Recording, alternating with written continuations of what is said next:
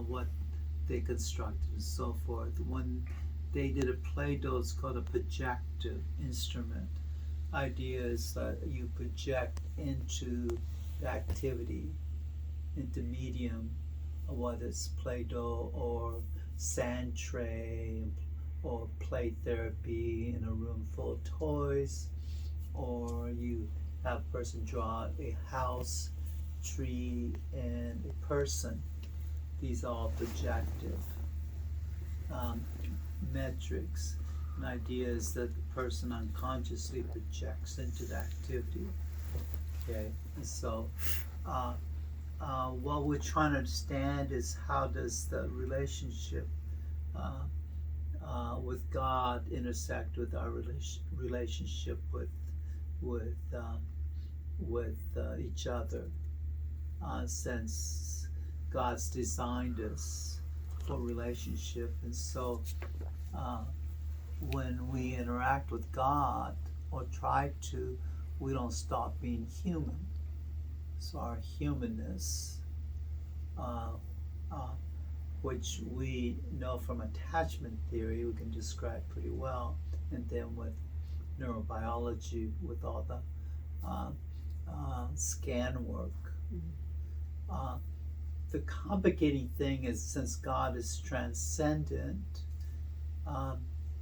He operates in our dimension incarnationally, but obviously He is not stuck in our dimension where we are. So, and so the idea, the Freudian idea that all God is a father figure projection from early childhood has validity, but we have enough evidence to indicate that there's more than projection going on. So I call that compensatory.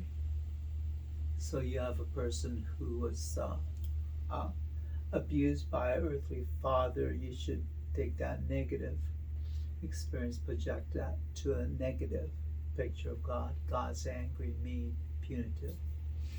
But we find opposite. We find some of those people have a very wonderful, strong, positive view of God. So something's being compensated, compensatory function, as well as there are people who were abused by their fathers and they see God in angry terms. That would be projection. So that's the complicated thing we're trying to understand. And subsequent to the research I did, Phil and I have done a lot of talking back and forth about the Dutch door, and a Dutch door has a top part that opens, and if it's open, you can see into the backyard, and people in the backyard can see into you standing there at the Dutch door. So you open part, top part, people can say, I hear you, I see you, but that doesn't mean that they have entrance. And experience a person outside versus inside are two different experiences. So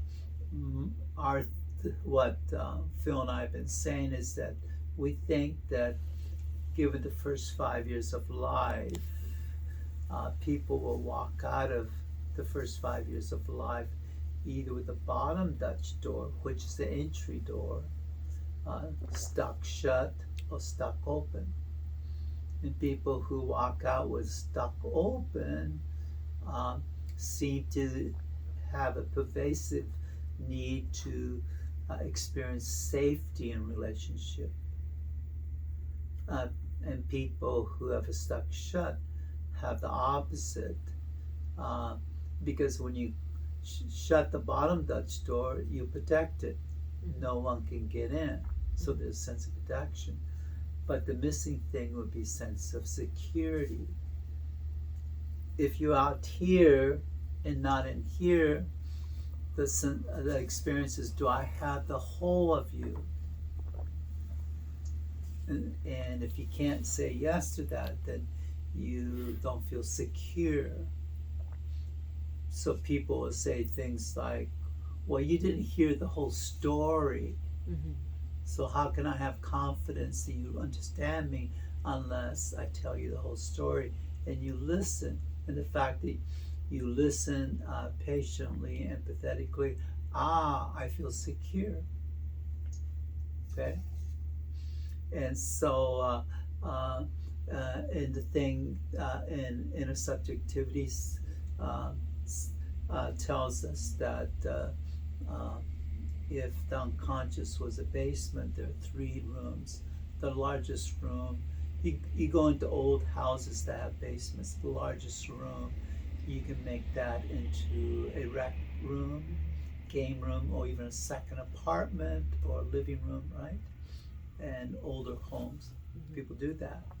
So that room is called pre-reflective unconscious because the response are reflecting together.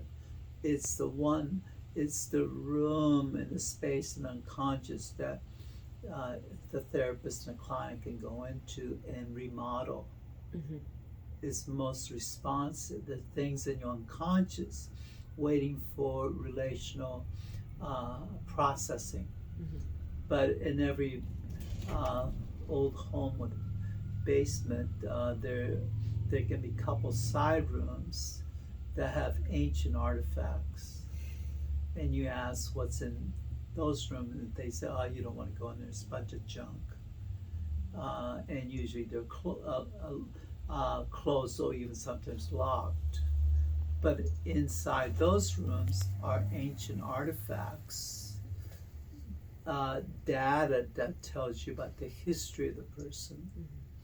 But sometimes when you go to open one of those rooms, and one of the rooms is called dynamic unconscious, another one's called unvalidated unconscious. And if you go into those rooms, the person gets nervous or even resist you because of what's inside. Because the person has historically taken undigested relational experiences and tucked them away. Okay, but those artifacts really tell you about the person. I have currently in my garage 4 boxes full of photos and slides and so forth because my grandfather was a photographer, my dad was a photographer, so I inherited all their negatives and slides and photos. And one of these days I keep thinking I'm going to go and put them all into albums. Mm-hmm. Well, when I do, the experience is going to be my history is going to come alive, right? Mm-hmm. So placing them into an album is an integrated process. And if you don't integrate your past, how can you have a coherent sense of who you are? There'd be gaps. Would your hesitation to do so be indicative of one of the rooms, the dynamic or invalidated in the sense, or is that not? It can be if you ask me a question, if you were my psychotherapist and says, David, that's really interesting. You have 4 boxes? And I say, yes, with old photos of grandpa and your dad, both photographers. I'm curious what's causing you not to get to those boxes. If my response is, There we go. the emotion just told you something. Yeah, there it is. Okay? Or if I go, I don't know. There it is. Yeah. I don't think it's that important. That's telling you. Nice blocking move. If you want to know my response, it goes like this. 4 boxes, I really, really want to get to them. But I know if I start, it's going to be a 6-month project. Mm-hmm. And I want to, but She's resonating with you. She's like, Yeah. I totally get you, David. I feel you. Because I'm high in conscientious scale. Yeah, you When are. I start something, I gotta finish it. Wait a second, but if I was you, David, I would just delegate that to Brand. She loves doing stuff, but you can't do that, can you? Because she Well, wouldn't do it the way you would. I wouldn't trust Brenda. I know, I was gonna say that. The 4 boxes. I totally knew that. She would throw out half the pictures. I knew you were gonna say that. They predate Brenda and my relationship in 1968. Right. Right. It's so good. Okay, so the emotional tone, and we get that. You and I were working with a female client together, and we discovered that she goes into a little girlness, in particular, reporting a particular relational interaction. And the moment she goes into a little girlness, your heart's drawn. But something of the way she does that consistently, I kept saying to myself, no. Naturally, you want to go compassionate because there's pain, obviously. And at the same time, the way she expressed it suggested to me it's a defense. It's not really allowing us to get behind that. Oh, David, I just picked that up. Did you get that? Wow. you- Fireworks. Did you see Because that? I was thinking it wasn't a defense, it was more of a save me. Yeah, But I see your point. yeah, It's also I don't want you to see what's Right. here. I'm in too much pain. right. So is it both? Because the little girl part of me says I think it's both dynamic and unvalidated. invalidate. Oh. Unvalidated emotion. As a little girl, nobody validated that. So the little girl emotionality and relationality is undigested. And there's a complexity of it, right? Yeah. Because I was seeing the little girl and I was like, oh, unvalidated. She Yeah. wants to be held. Yeah. And this is her as an adult. You know, she's our age. Yeah. Just saying, somebody hold me, right? But you also saw the other part Yeah. of it, the dynamic that it's also a block, so you Yeah. can't see what's in the bottom touch door. It's a block of the relationship. Wow. There's something in the relationship. So unvalidated, unconscious, I hate and David sometimes. Yeah. and what was the other? Dynamic. Dynamic.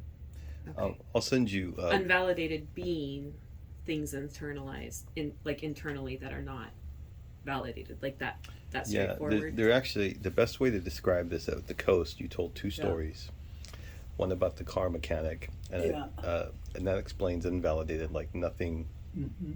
else. So can you go there? Because this will explain invalidated. Then we So go it's to invalidated. Is it in or on? It's either one. Okay. And Yeah, it's on. Okay. The Jocelyn's the same way as you. She's like, is it in or on? And I go, I don't know. It's both. but tell the story about your dad in the car. So my dad was a jack of all trades. He seemed to be able to do everything mechanically around the house. Mhm. So I don't ever remember mom and dad calling a repair person to the house. That's not Jocelyn's experience. And so, when I turned 16, my first car he gave me was a Volkswagen Bug. My brother was 4 years younger, always had the advantage of me going ahead of him. And so his first car was not a Volkswagen Bug, but MGB, British sports car. Okay. Problem cars, man. But Constantly a mechanic. these cars, you have to be a mechanic in order to drive because they're Yes. exotic cars, but they're constantly breaking down. Okay. And so my dad would be constantly working on my brother's car, and I would see him go in the garage. He'd be underneath be laying on the floor, working underneath the engine. And I have a mechanical passion. I love mechanical things, trying to figure out how things work and so forth. and I can take things apart really well. Putting them back together is another story. But anyway, I would go out there and try to curious what he was doing and so forth. And it never occurred to my father to say to me, "Hey, David, get down here. Let's do this together." Grab that tool, and I would have been thrilled, right? So something of a passion or desire in my heart is vulnerably available to my dad, but he's not picking up my heart. Train up a child in the way he should go.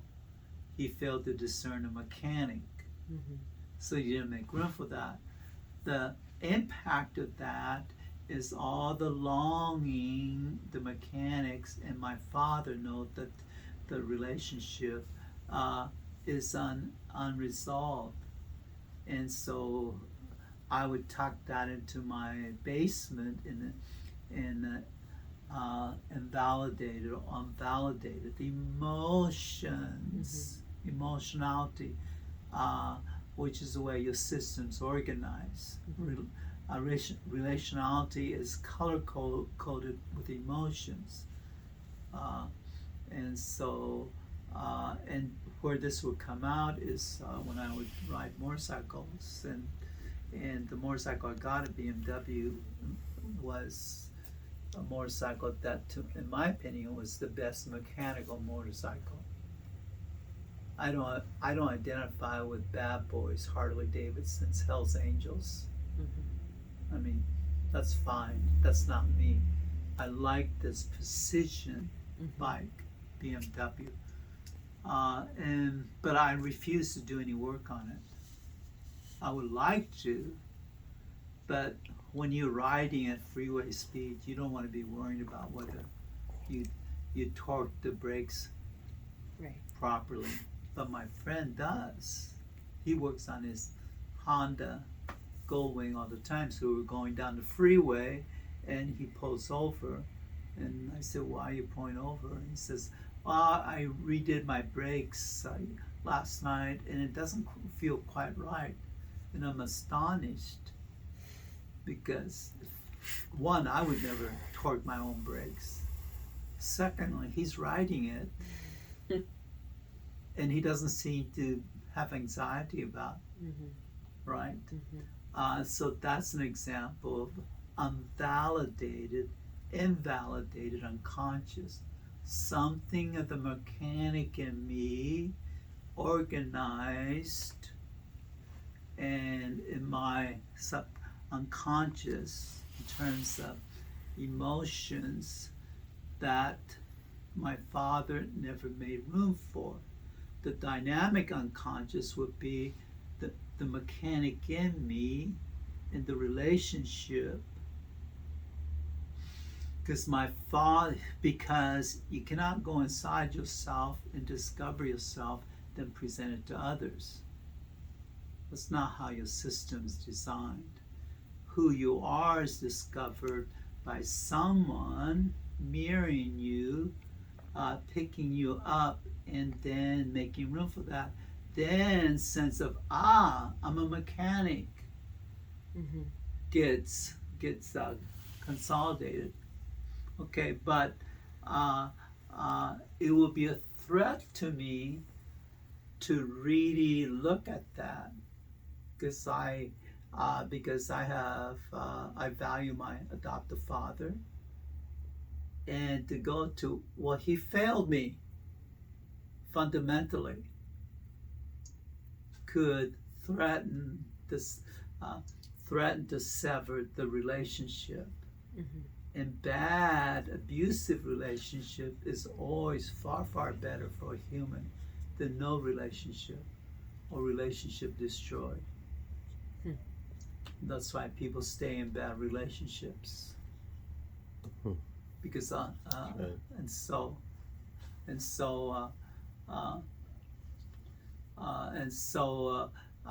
when I left Japan as a 9-year-old kid, then I forgot what year it was, about 10 years ago. Sendai, my hometown, was hit by an earthquake, and there was a lot of flooding and so forth, tsunami and so forth, and my wife and my sister-in-law kept asking me, "Why did you?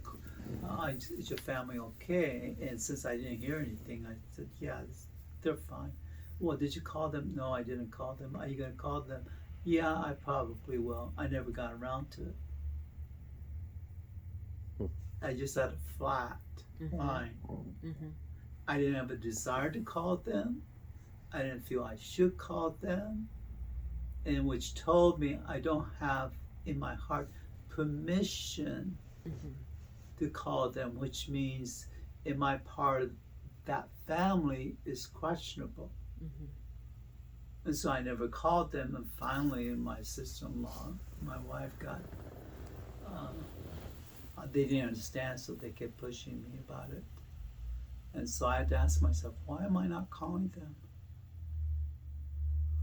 Because when I was adopted, I was sent away from the Japanese family, and the way the separation went, I never knew if I was sent out for good, and whether I was being sent out, whether I was really part of them to begin with. That's dynamic unconscious. So with this tsunami in my hometown, I don't have the motivation, the energy nor the permission to call. Okay? So that's dynamic unconscious. So again, translating in unvalidated and dynamic unconscious, Phil and I thought maybe that's what the bottom Dutch door looks like.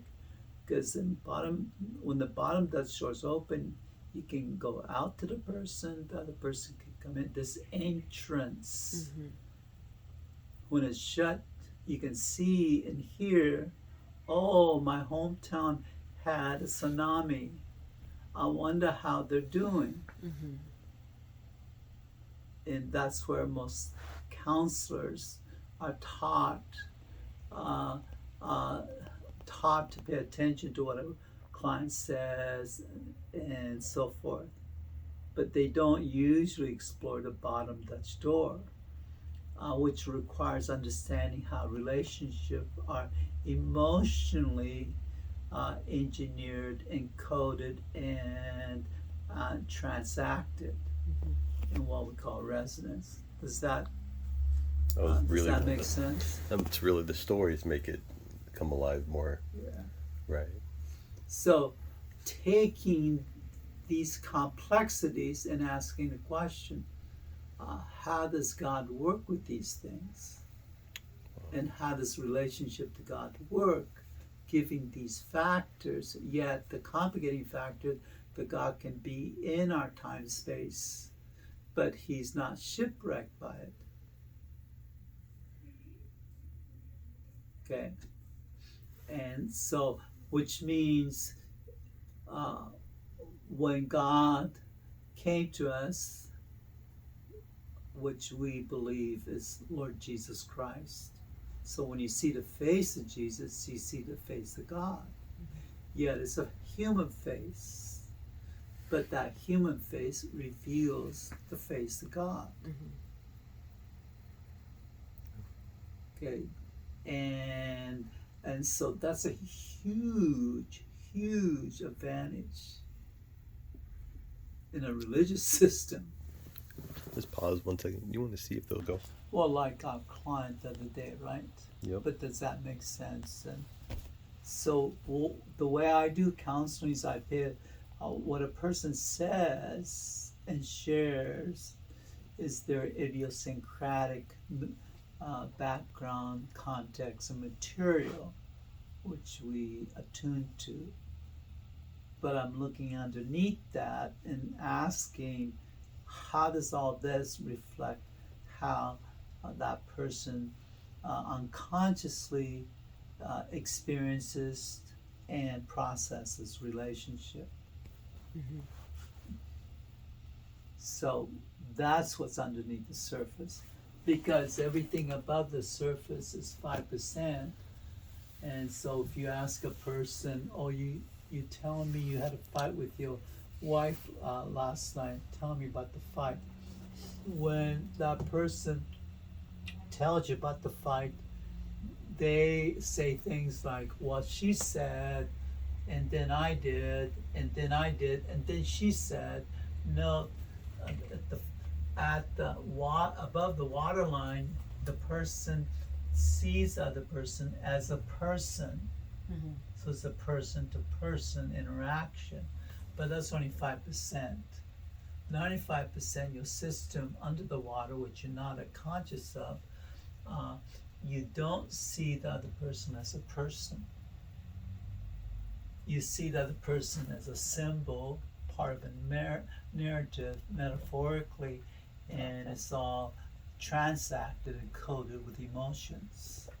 So the heart, the center of relationship in Jeremiah says the heart is exceedingly wicked. Who can know its ways? I, the Lord, searches the heart. Note the verb, searching. What we can ask, what's he looking for? Examines the mind and rewards according to behavior. So God works from the inside out.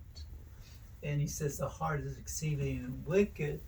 And so it's because, well, I think it's because the heart has two chambers, a positive side, a negative side. Positive side would be God has designed into us basic relational desires, needs, and longings. Mm-hmm. On the negative side, all of us have injuries, wounds, rejection, disqualification, abandonment, and betrayal. Mm-hmm. Okay? And so all these, as he's telling me about his fight with his wife last night, the emotions of it are bubbling up at 280 miles per hour. And his ability to make sense of all this bubbling up, physically, emotionally, nonverbal language, tone of voice, he's trying to organize it, and from top down, which operates at 140. So this is the dumbest part of you as far as relationships. And that's, for me, why people constantly say, I didn't think about that. Oh gosh, I think I missed it. Did she really say this? Mm-hmm. Note the language. Mm-hmm. And so I'm asking, structurally, why can't we say the whole design reflects the Trinity? Because we're creating God's image. Mm-hmm. What do we have structurally?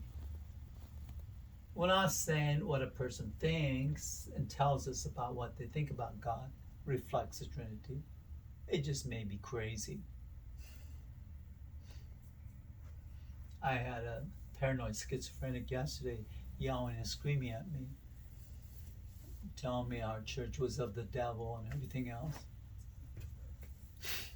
But then he broke right into speaking in tongues to indicate to me how godly he was. Mm-hmm. But it was all paranoia. Mm-hmm. Okay, so his brain chemistry's been on pot for so much, and then he keeps doing meth and he keeps doing Red Bull, so he's pumping his system. And so I figured chemistry is just talking, and he has a detox in order for us to start to do counseling. So the idea is let's trust the way God's designed us. And neurobiology helps us, and attachment tells us, gives us the psychological theory that we're made for relationship. And neurobiology and brain scan tells us the actual mechanic structures of that. Okay, and so how then does all this help us understand a person's relationship to God. But again, the complicating factor is we can surmise, we can hypothesize in a good enough, reasonable way, but we have this problem: God's transcendent. Or if you want to be sarcastic, we can't put God in a brain scan. Scan. We can with a male and a female to get at gender differences and all that, right? So that's the dilemma. But if we understand this enough, why can't we have a reasonable a set of assumptions about how people interact? So the basic one I came up with is maybe our relationship to God, given projection and compensation, is like a thermostat. You set the thermostat on 70, and if the house goes to 65, the heat kicks in to bring it to 70. If the house goes to 75, the air conditioning kicks in.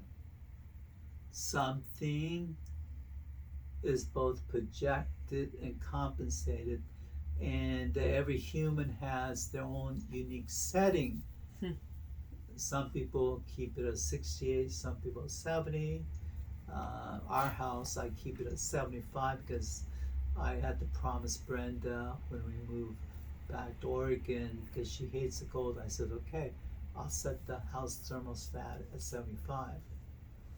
So that's what it is. So I just paid the extra electrical bill to fulfill my promise. Okay? So the homeostatic level, I think, comes from combination DNA, as evidenced by 5 areas of your personality, which we get in the Big 5 PT test, and attachment styles, which reflects the first 5 years of infant attachment interview in the stranger experiment. So I think we have a pretty good sense relationship. My thermostat is 65. 50. I'm 90. No, I'm 90, bro. I'm 90, man. David's frigid, man. But he's kind-hearted. He's a refrigerator, man. That's why he gets my wife so well. Yeah. And the mental health is not 65, 70, or 75. It's if the thermostat isn't rigid. Rigid. Yeah. Okay, so what my wife and I do in the summertime, 75, winter's fine, but when it gets to be 80, 85 in the summertime because of heat, I turn it down to 75, which immediately kicks in the cool air, which she doesn't like, so she turns it back. She turns it to 80. And then we never talk to each other. So every time we go past the thermostat, we change it to our setting. They're passive aggressive. Outspoken rule. We don't talk about this. Because, and that's a good marriage. In good marriage, the two of you know there's some things you don't address. You just know, right? And so all summer long it's 80, 75, 70, and when she goes to Seattle, I turn to 70. All right? That's good. There you go. We initially had a fight. I said, what's the sense of having an air conditioning? You said you wanted air conditioning in here because the house didn't have one, so we put one in. heat pump air conditioning. Because you set at 85. I've gone home and it's at 80. I go, 85? I go, what? So the point being, I think all of us have different degrees of warmth and cold regarding relationships. So Phil knows this. I love to host barbecue parties at my house. But what I love about it is getting the food, preparing the place, barbecuing it, serving the people, and doing the dishes. I don't want to chit chat with them. Yeah, we had this conversation. He always gets up and leaves at the chit chat time. I don't sit there chit chatting. We always miss him. We're like, David, stop cleaning. But he serves an amazing meal. Yeah. Steaks are exquisite. His chocolate's amazing. But he won't sit and chat. They love the food. Yes. Right. Yes. And then they want to sit there for hours chit chatting. Yes. And Naturally. So finally, after dishes done, I go sit there and stare at them. No, what he does is, hey, look at the time. He's like, it's time to go. Thanks for coming over. But what a great meal. And the ladies constantly linger. Mm-hmm. Ladies take 20 minutes to say goodbye. Mm-hmm. Oh, jeez. David's in purgatory. Yeah. So over here with the 5% and the 95%, would you say that it would be the same with our relationship with God? Like we've got about 5% that we are thinking, our ideas, and kind of how we have that God concept. Great question. That'd be 5% awesome. would reflect God concept. Mm-hmm. That doesn't tell you God image. Mm-hmm. In order to get God image, the water line has to be temporarily lowered to expose the heart, and that's usually pain, stress. So most of the time we're walking around with, say, 95%. We're not in touch. And it's God at that point as a symbol. He's in our narrative. It's Yeah, in our emotions. People can have positive view of God or even negative views of God. That doesn't tell you where God is in their hearts. And so you started to say to explore that God image. Yeah. You lower that water line, which means there's some sort of stress, pain, something happening in a person's life. Well, and actually with the way you lowered the water line with the experiment is using the metrics and using the Play-Doh as a projective function. Right. So by using the Play-Doh, he's dropping the water line, but not necessarily in inducing pain. Right. Because you're right, in counseling. Kind of an artificial way of Oh, going yeah, about well it. said. Yeah, well said. Yeah, there are 20 questions to get one's first 5-year experience called Adult Attachment Interview. That gives you the adult attachment style. Mm-hmm. So, and the adult attachment style indicates your unconscious internal working model. Your brain is constructing schemas to use as grids to process experiences. And internal working model is the brain is constructing from the time of the baby in the womb, beginning early, sense of who I am, sense of the other person relationship, and sense of the relationship, self-other relationship.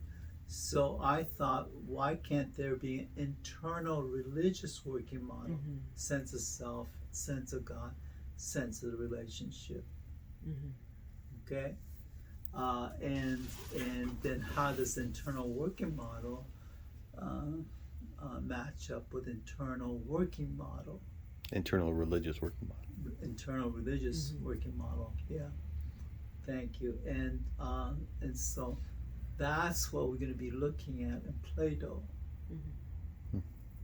So the last one you saw, a sweet lady, sweet voice, sounds somewhat secure given the tone of her voice, and she read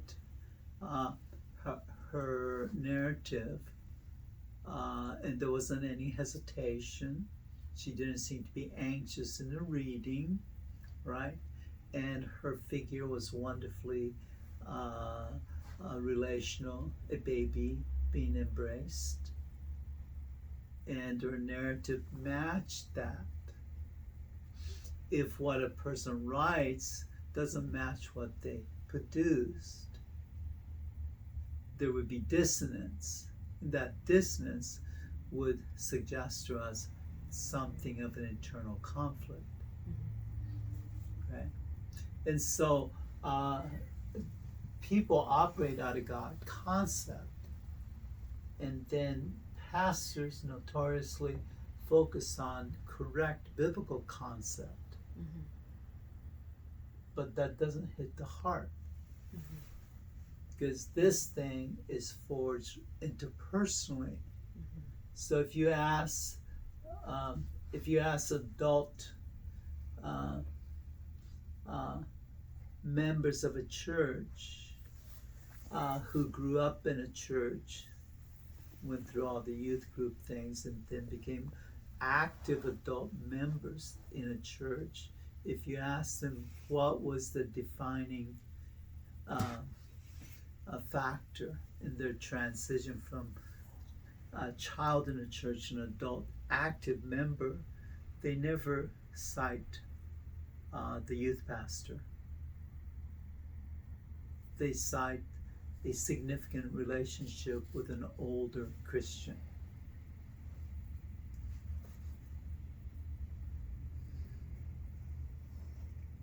And notice in the church we put hyper focus on youth ministry, kids church, so forth. We want all of these. And we don't seem to understand worship and church activity is not a kid's activity. It's not, it's a world they're going to go into. That world's not designed to attune to them.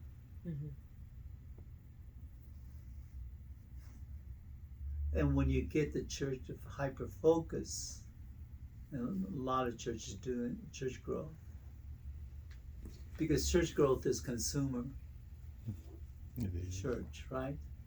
Well, marketing and selling, and church growth people do a phenomenal job, but that's God concept. But when you walk, and that's what that lady that you and I worked with, right? Afterwards, after the session, she said, for the first time, I did not feel alone. And that's the healing. And her image of God can start to shift. Yeah, that's some real surgical work we did. Yeah. You want to stop?